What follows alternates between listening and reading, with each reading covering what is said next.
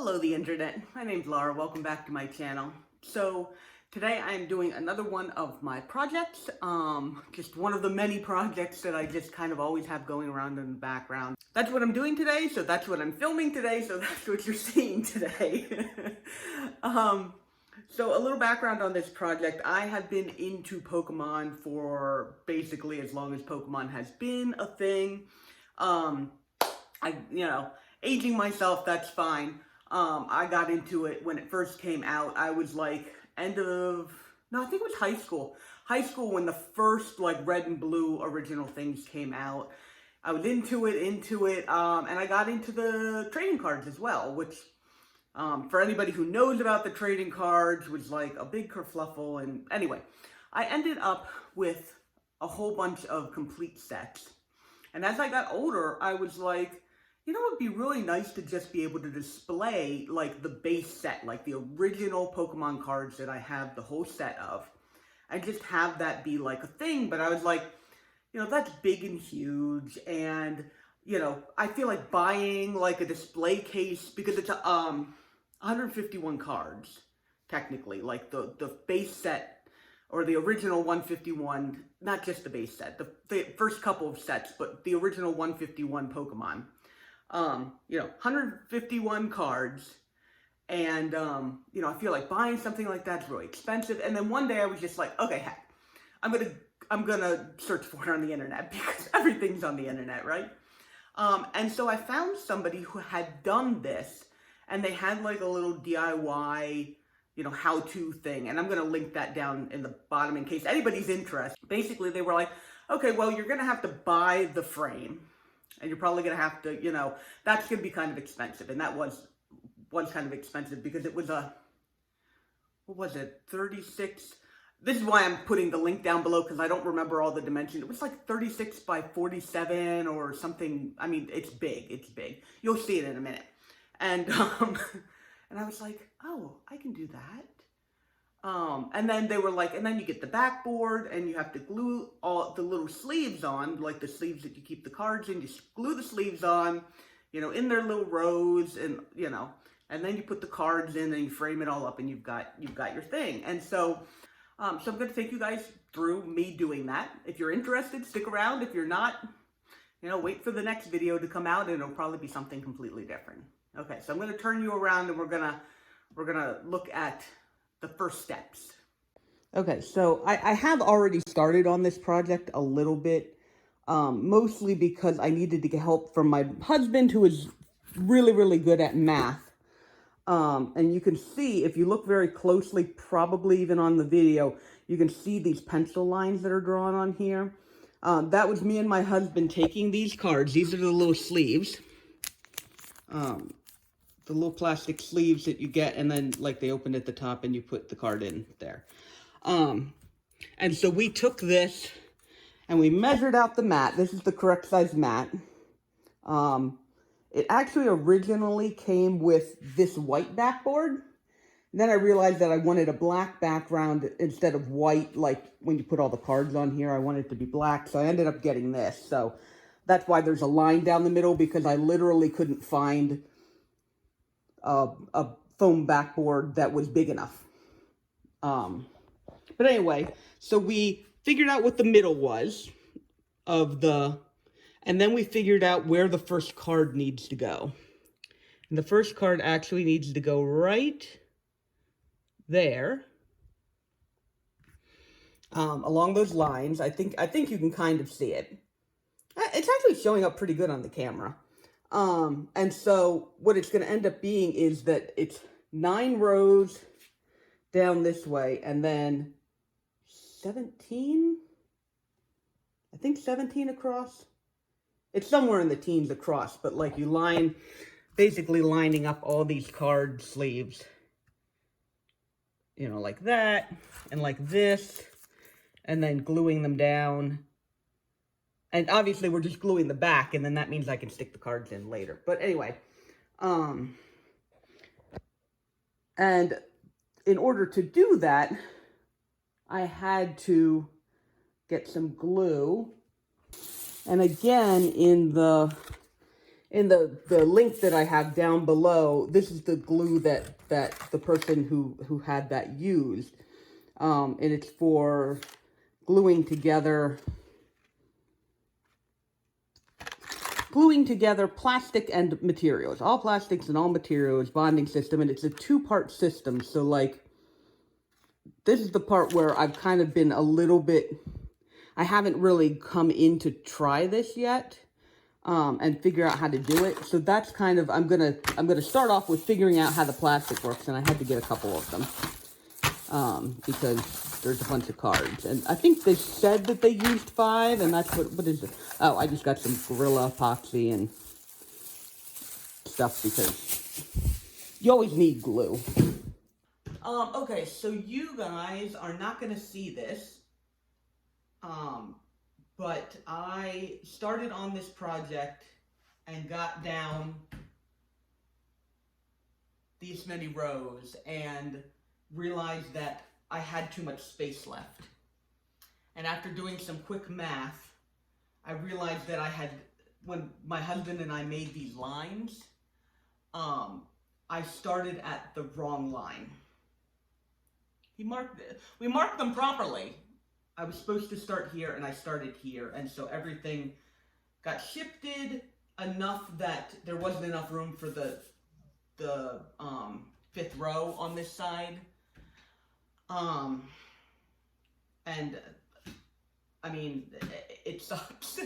I think I have enough sleeves, because I had to buy like a pack of 100. But we're gonna see. It sucks, like super bad, because I was kind of like, oh hey, I'm almost half done, and then that's when I was like, this doesn't seem right. And I don't know if this row is gonna or these rows are gonna get in the way. Hopefully, let's see what this is actually gonna look, because that's the line I'm supposed to start on. Okay, yeah, it looks like my lines that I need to glue on are going to be interspersed with these other lines, so they shouldn't get in the way. It's now going to be a matter, I'm pretty sure I have enough glue. I'm good on that. I think it might come down to whether or not I have enough sleeves. But I can always buy more of those if I have to. So if I end up having to stop in the middle of a whatever, it's a hassle, but we'll do it. But anyway, I'm going to restart now, and you guys are going to see me doing this, but obviously you'll see all of this on here that just, it's just going to be there. It'll be hidden behind the card sleeve, so it's not going to ruin the final project. I was going to flip it over, but then I'd have to draw all these lines again, and I also have on the back part of this, you're not going to be able to see. On the back part of this, I have a piece of tape that's what's holding this together. So, anyway, I'm going to go ahead and get started. It stinks, and I'm going to do it anyway. I'm going to get this done. I guess the good part of this is that I already have my system down pretty well now. Not that line.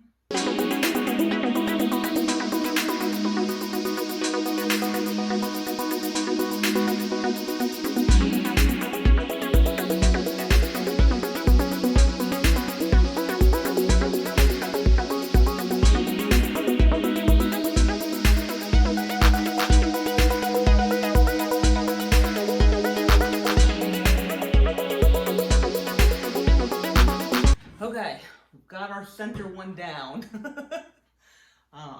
That is, I mean, it is what it is. Okay, but that one went down really well, and now I just have to build everything else off of that.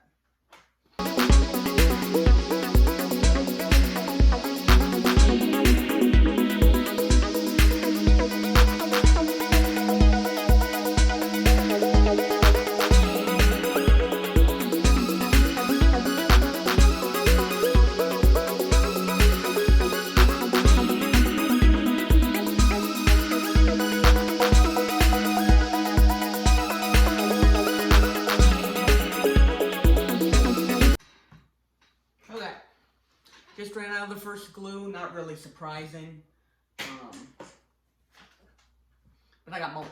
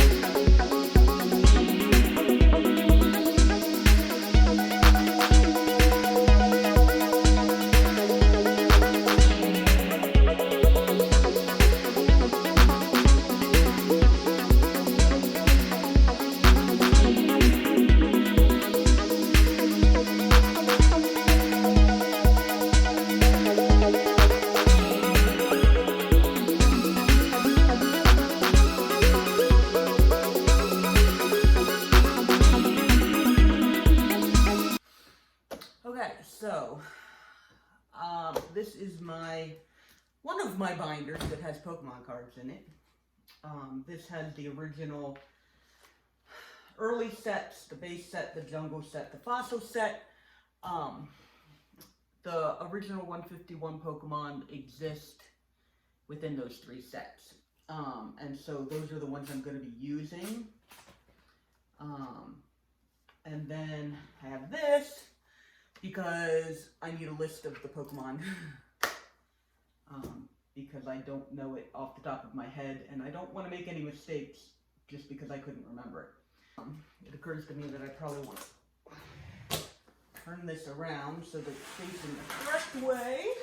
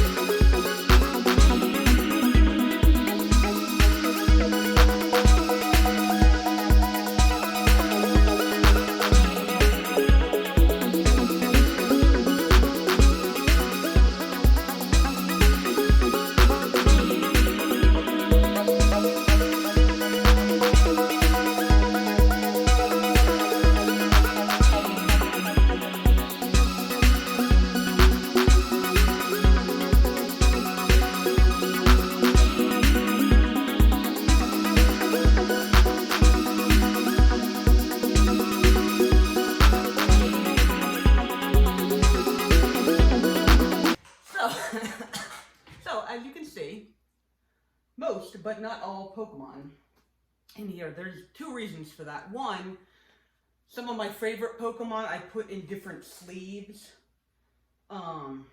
just to kind of like have them, I don't know, more fancy so that I could look at them, and those were not in this particular binder.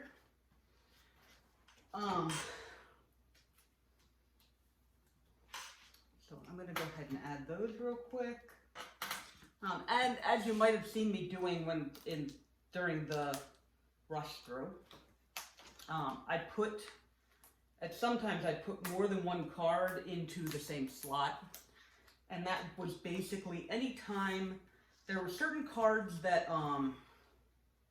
got reprinted in the first 3 sets. And then there were others that would show up in both normal and holographic. See how that one's kind of shiny and this one's not? Just to give you more cards to have to collect. I don't have, like, both out of all of them, obviously. But I do have some. And Oh, that was just, okay, that's a spot because 152 doesn't divide, or 153, 151 does not divide evenly. The other spaces that you see are cards. 3 of them are cards I actually do not have. I apparently did not ever get a Muck. I never got a Hitmonlee. Oh, he found my Shadowless Charizard. Thank you. Okay, we'll talk about that in a minute.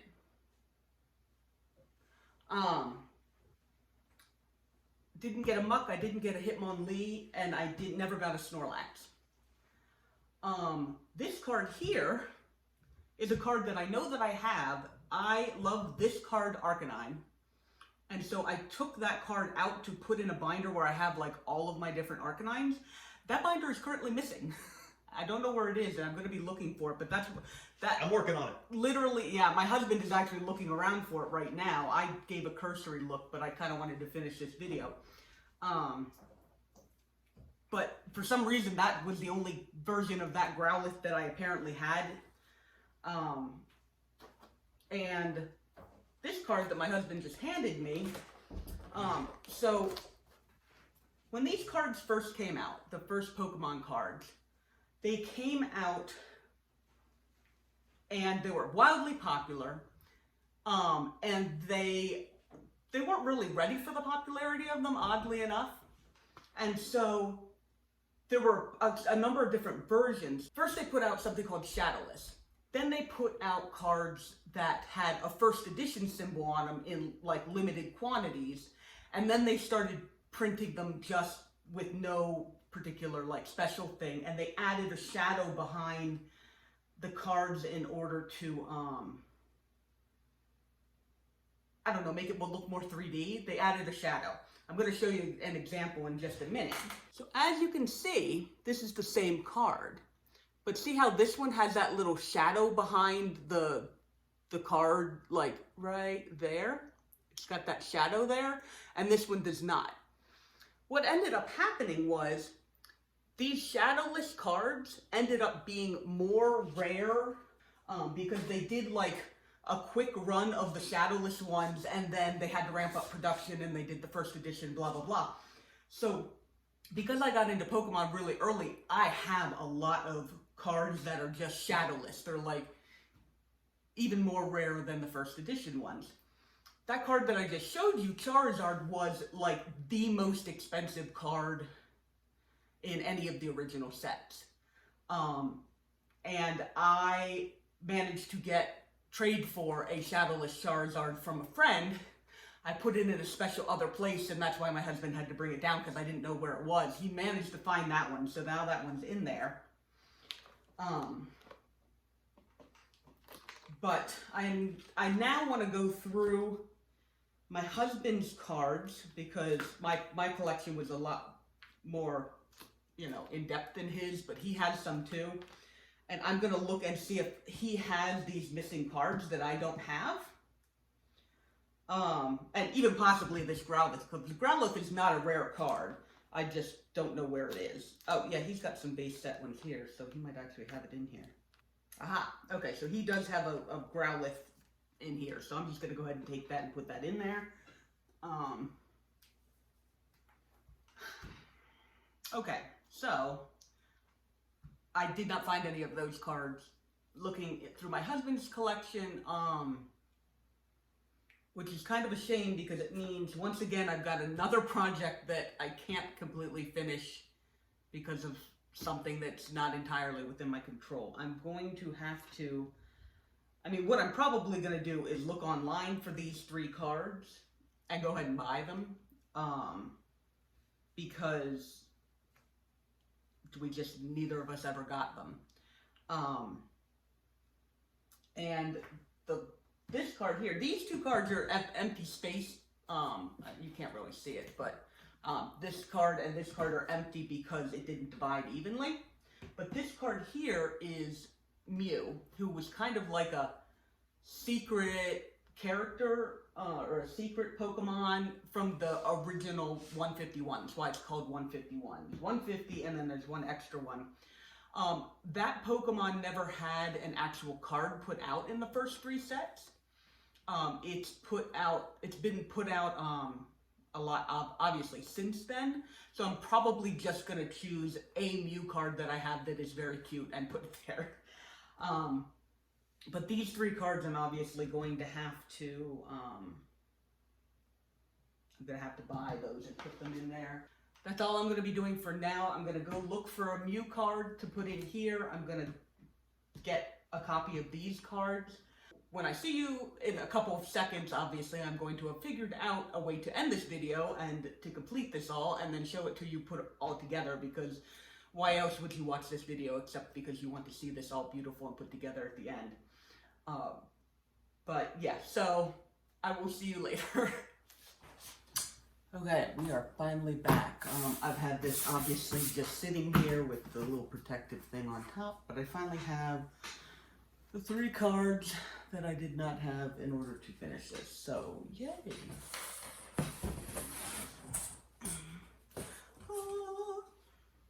Alright, so, Mr. Muck.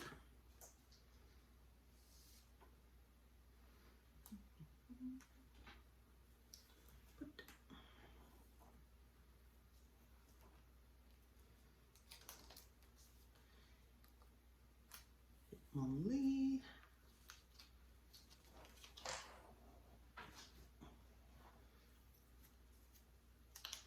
And the last card, Snorlax. Okay, so there is the entire thing. Ooh, looks pretty good. That's actually really, really cool looking. Okay, so the next step, obviously, well, first off, I'm going to go through and make sure that everything's like in a nice line, like some of them aren't all the way down to the bottom.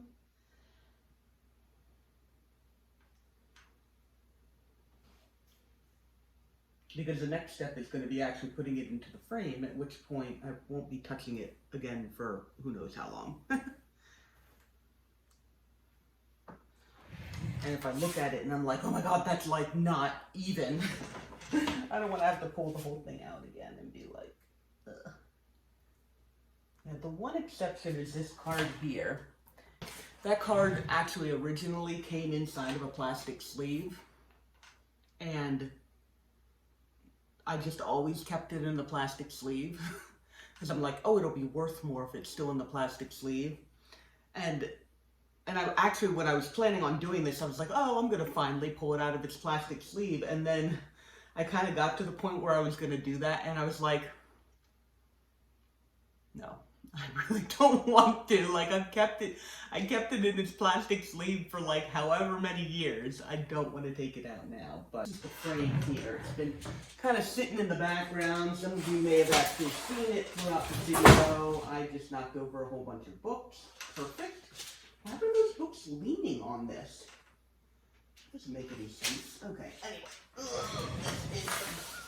This is the frame, go figure. And I think I'm actually gonna have to like dust it because there's some crazy dust on here. Okay. Not surprising. So let's put this down again. Put this down. Okay, and then we're going to go over it with one of my shop towels. Oh, wait. Is the protective film on this side?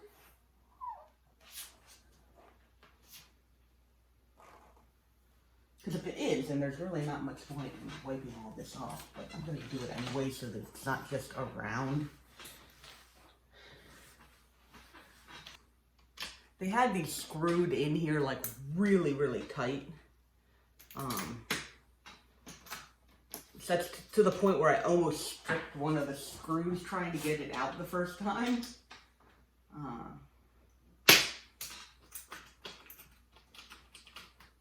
So I'm just gonna leave the one that is already done and only take out the one that. There we go. It's really, this frame is really, really cool. Like just the way that they put it together, and I understand why it's really cheap for them to just make it in whatever size you want, because they just have these metal pieces, or I guess whatever frame you choose, and then they just cut them to length, and then they have these little elbow brackets. See how it sits in there, and it just, you screw it down and it tightens it, and then you stick it in, and so they don't have to worry about, like, it doesn't matter if this is 2 foot or 6 foot or 5 inches. It's gonna be the same hardware, it's gonna be the same whatever, and they just cut it to size. So it's actually kind of cool. Okay, yes, it did have a protective film on this side, which means the other side has just been hopefully not getting too scratched. Okay. So we're gonna take this off.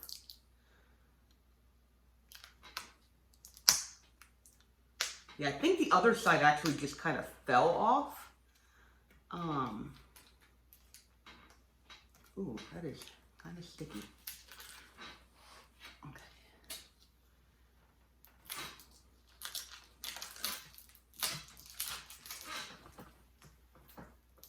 Wow. How did the other side just fall off if this is so sticky? Yeah, see, you can see right through to the bottom because there's none on the other side, but okay. All right, let's get this out of here.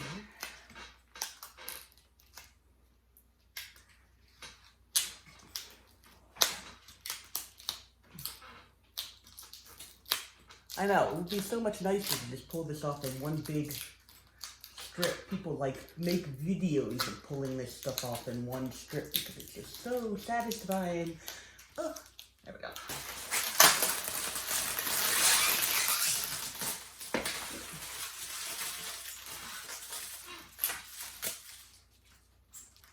The name of the company that made this is called Frame It Easy. It's like frameiteasy.com. And I was just looking around for, basically I put in the dimensions. I was looking around at prices and this was not a cheap frame. It was, I'm pretty sure it was over $200. And then of course shipping something like this can be ridiculous. Like I actually found it at another place and it was cheaper by a little bit. I mean, we're still talking close to $200. But they wanted $80 shipping or something ridiculous like that. This one ended up being, I don't remember exactly, but I remember being a really reasonable amount of shipping. I think this is always one of the most stressful things about me putting something into a frame, is that I'm terrified that there's going to be this, get it all the way together, and then have this huge, something. Oh my gosh, there's a hair, or oh my gosh, there's a fuzz, right in the middle, right, easy to see, and what a handprint would be. A handprint would be that exact same thing. Now there's just a handprint on top of Dragonite, whatever. Okay, I think all the rest of the little bits are on the other side. So now, let's see if we can just pull this out of here, which we should be able to. This is the... Okay.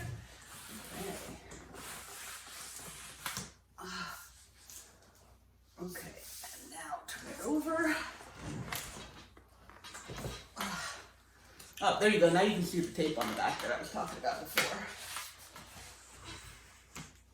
Okay.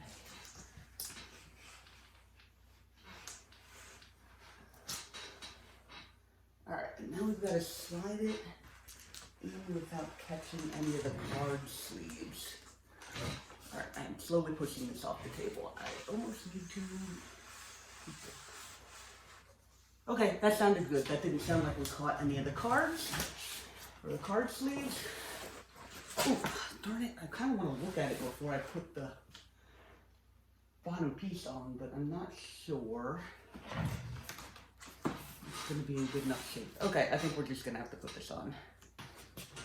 Okay. Bottom guy. See how it just slides right into the other things, and then you adjust it. Okay, that's with it.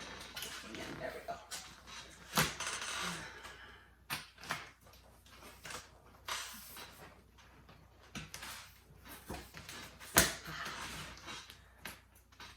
What's that look weird? Oh. Okay, this is apparently harder than I thought. And I haven't ever tried to put it back together with the stuff in there before. I really hope I'm not going to have to pull this back apart after I get it together. Okay. Everybody's in their right place. Everybody's in their right place.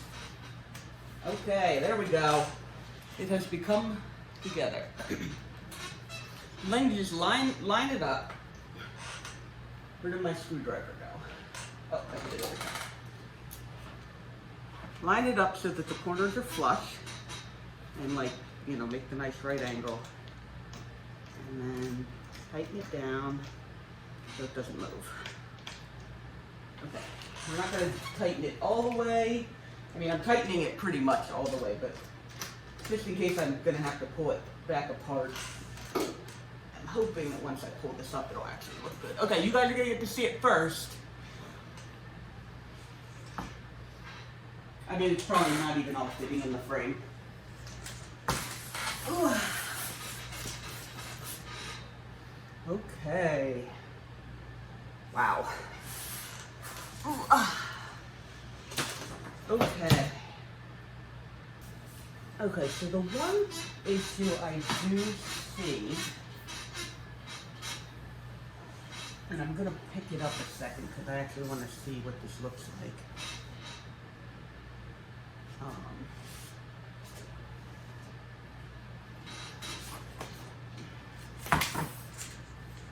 Yeah, is that this is not, there's some dust up on the top. Not pushed all the way to the front of the thing. I'm wondering if I can, actually, I guess I could probably put this behind it. I wonder if this would be the right thickness. Just kind of push it flat up against the front of the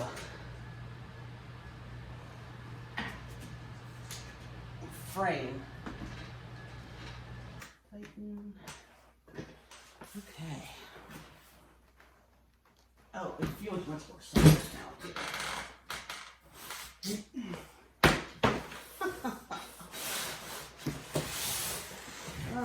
Okay. If I put that up a little bit, you guys might be able to see the whole thing. Haha, that is almost the whole thing. You can't quite see the bottom row, but isn't that pretty impressive? Okay. It is all together. Oh, that's a pretty cool picture. Sorry. Okay, so the next step is going to be getting this hung up. I'm probably not going to show that process. I'll just show you guys where I have it hung at the very end. Dun, dun, dun,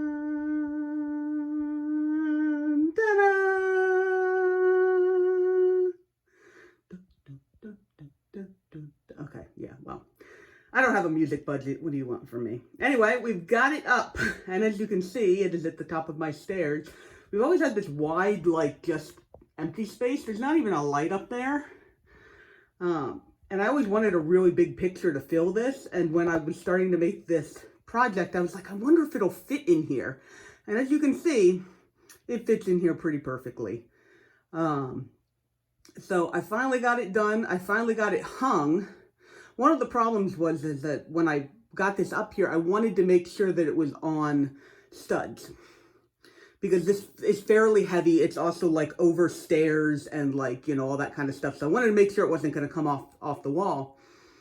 And so I found the studs and I put the little brackets into the studs, and the studs are not like even, like, you know, they're not centered in this space because it doesn't, you know, it doesn't matter when you're building it. And so when I put it up there, it was lopsided because one of them was like closer to the edge and the other one was further in, and just with the size of it and the heaviness and everything, it wouldn't sit flat. So what I ended up having to do is I cut a piece of wood, a 1x2, and I screwed that into the studs, and then I put the frame brackets onto the wood, and that is how I finally got this up here. And it also means that it actually tilts slightly like down, like because the wood's up at the top and then the frame, which is perfect because we're going to be looking at it when we're going down the stairs. So it ends up working really, really nice. And let's see how close we can get. Yeah, there we go. So that is it. I have finally gotten this project done. So, if you like this video, even though it's really, really long, go ahead and like this video. If you want to see more of the projects that I'm working on, go ahead and subscribe. You can stick around. And thank you for spending some of your quality time with me today. I will see you guys in the next video. Okay, bye-bye.